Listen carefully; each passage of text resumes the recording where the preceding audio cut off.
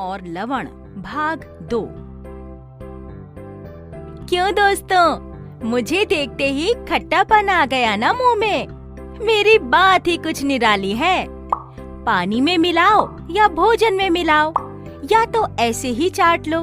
आपने पिछले वीडियो में अम्ल और क्षारक के बारे में कितनी सारी महत्वपूर्ण जानकारी इकट्ठी की थी, याद है?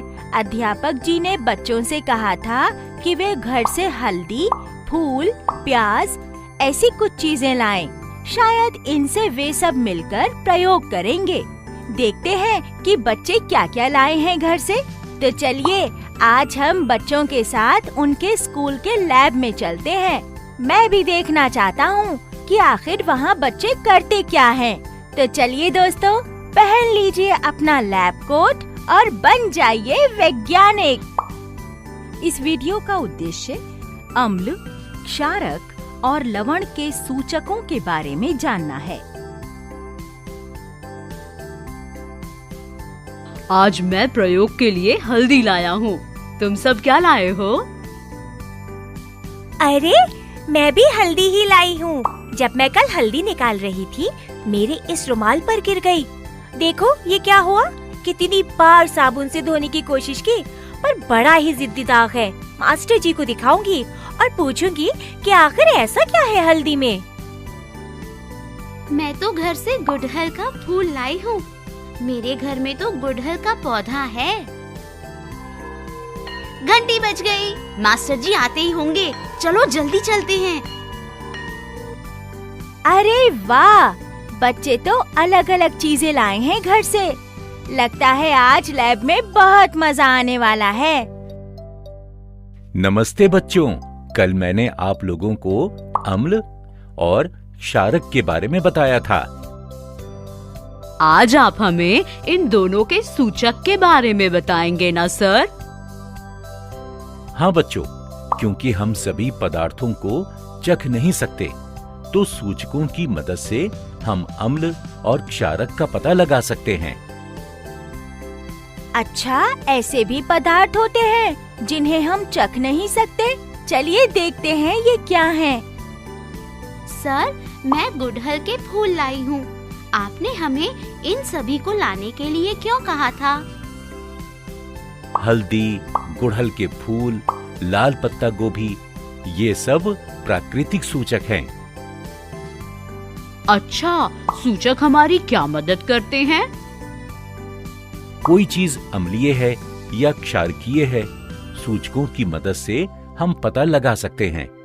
सूचक 2 प्रकार के होते हैं, प्राकृतिक और संश्लेषित। संश्लेषित सूचकों को इंसान लैब में बनाता है। सर, मैं भी हैरान हूँ कि ये सांकेतिक कैसे हो सकते हैं। सिर्फ यही नहीं, कई चीजें ऐसी होती हैं जो कि सांकेतिक हो सकती हैं।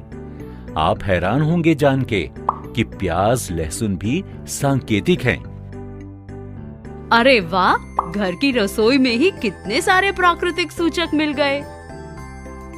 मैं कुछ कागज लाया हूँ जो तरल पदार्थ को सोखते हैं। इस कक्षा को मैं 2 समूहों में विभाजित करूंगा।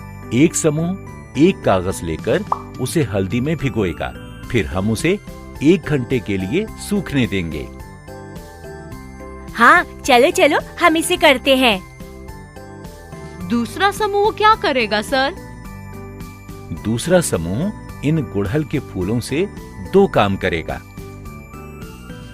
सर, हम तैयार हैं। क्या हमें केवल पंखुड़ियों को लेना है? हाँ, पहले इन पंखुड़ियों को पीस लें। पिसे हुए एक हिस्से को इस कागज पर चिपका दें। बचे हुए लेप में उबलता पानी डालें और उसे छान लें। ठीक है सर। सर, मैंने उस कागज को सुखा दिया है। शाबाश। हम इस प्रक्रिया को समाप्त करने के लिए दूसरे समूह के लिए इंतजार करेंगे। दोनों कागज सूखने के बाद उन्हें छोटी छोटी पट्टियों में काट लें। मैं 1 घंटे के बाद आप सभी के पास वापस आऊंगा। ठीक है सर, हम ये जानने के लिए बहुत उत्सुक हैं कि आप क्या करने जा रहे हैं। बच्चों, दोनों कागज सूख गए हैं। चलो पट्टियों में काटते हैं। मेरे पास 5-5 कटोरियां हैं, जिनमें 5 तरल पदार्थ हैं। आपको इन दोनों में हल्दी और फूलों के लेप से बनी पट्टियों को डालकर निकालना है। सर, मैं करूँगा। आओ। सर, मैंने हल्दी की अलग पट्टियों को हर एक कटोरी में डुबा दिया है। हाँ, अब इन पट्टियों को बाहर निकाल कर रखो। ठीक है सर। लता, क्या तुम बता सकती हो कि क्या हुआ है? हाँ सर, हल्दी की पट्टी 2 कटोरियों में डुबाने के बाद लाल हो गई और बाकी तीनों में कोई प्रतिक्रिया नहीं हुई है। क्या आपको समझ आया दोस्तों कि ऐसा क्यों हुआ? सर, क्या मैं फूल के लेप से बनी पट्टी को डुबा सकती हूँ? हाँ, आ जाओ।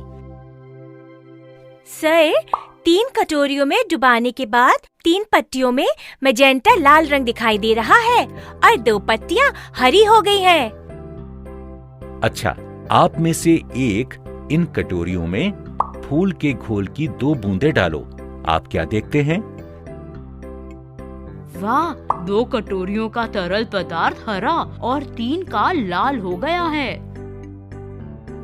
अच्छा, इससे यह निष्कर्ष निकाला जा सकता है कि हल्दी की पट्टी ने क्षारक को लाल रंग में बदल दिया और अम्लीय घोल में कोई प्रतिक्रिया नहीं हुई। सर, क्या हल्दी के संपर्क में आने पर सभी क्षारक लाल हो जाते हैं?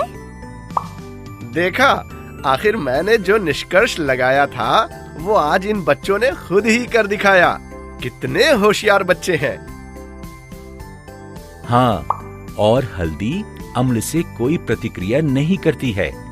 यही कारण है कि हल्दी की पट्टी ने रंग नहीं बदला जब वह अम्ल के संपर्क में आई। ओह, अब मुझे पता चला कि कल जब मैंने मेरे रुमाल को साबुन से धोया तो वह लाल क्यों हो गया। हल्दी ने साबुन को लाल बना दिया। अरे वाह, कितना मजेदार प्रयोग था। बच्चे तो सच में वैज्ञानिक ही बन गए हैं। अच्छा अवलोकन है। बच्चों, आमतौर पर इस्तेमाल किया जाने वाला सूचक लिटमस पेपर है। यह लाइकेन से लिया जाता है। यह एक प्राकृतिक सूचक है। सर, ये जो लाल और नीली पट्टी है, क्या यह लिटमस पेपर है? हाँ बच्चों, मैंने 2 कटोरियां ली हैं और इनमें 2 तरल पदार्थों को डाला है। सर, क्या मैं आकर इन लिटमस कागजों को इन कटोरियों में डालकर देखूं कि क्या होगा? आओ। सर, जब मैंने लाल लिटमस पेपर को एक घोल में डुबाया तो उसका कोई असर नहीं हुआ। जब मैंने उसे दूसरे घोल में डुबाया तो वह नीला हो गया। नीले लिटमस पेपर का क्या हुआ? इसका विपरीत प्रभाव है, जबकि एक तरल पदार्थ में डालने से कोई प्रभाव नहीं है और दूसरे में लाल रंग में बदल गया। ये नीले और लाल पेपर का क्या राज है? आइए पता लगाते हैं। जैसा कि मैंने आपको पहले भी बताया था कि यह कागज लाइकेन नामक कार्बनिक पदार्थ से बना है। जब लाल लिटमस कागज को अम्लीय घोल में डुबाते हैं तो उसमें कोई असर नहीं दिखता है, लेकिन क्षार में डुबाने से वह नीला हो जाता है। सर, मुझे अब पता लग गया कि जब नीले रंग के लिटमस पेपर को क्षार में डालते हैं तो उसका कोई असर क्यों नहीं दिखता, लेकिन अम्ल के घोल में यह लाल हो जाता है। हाँ, अब आप सब लोगों को पता चल गया है कि इन दोनों में से अम्लीय घोल कौन सा है और क्षारकीय घोल कौन सा। हाँ सर, धन्यवाद। ऐसे ही तो प्रयोग करने से महान वैज्ञानिक रॉबर्ट बॉयल ने भी अम्ल और क्षारक का पता लगाया था। और देखो, इन बच्चों ने भी प्रयोग करके खुद ही कितनी बड़ी गुत्थी सुलझा दी। आप भी अपने अध्यापकों से कहना कि आप सबको ऐसा कोई प्रयोग करवाएं जिससे आप भी अम्लीय और क्षारकीय पदार्थों के बारे में और जानकारी प्राप्त कर सकें। सर, क्या आप इस प्रक्रिया को समझा सकते हैं जब अम्ल और क्षार दोनों मिलते हैं? वह मैं कल की कक्षा में समझाऊंगा। बच्चों, हमने देखा कि अम्ल और क्षारक की सूचकों द्वारा कैसे पहचान कर सकते हैं। ये सूचक अम्लीय और क्षारकीय घोल में अलग अलग रंग दिखाते हैं। अगले वीडियो में हम उस प्रभाव को देखेंगे जब अम्ल और क्षारक को एक साथ मिलाया जाता है। हम फिर मिलेंगे।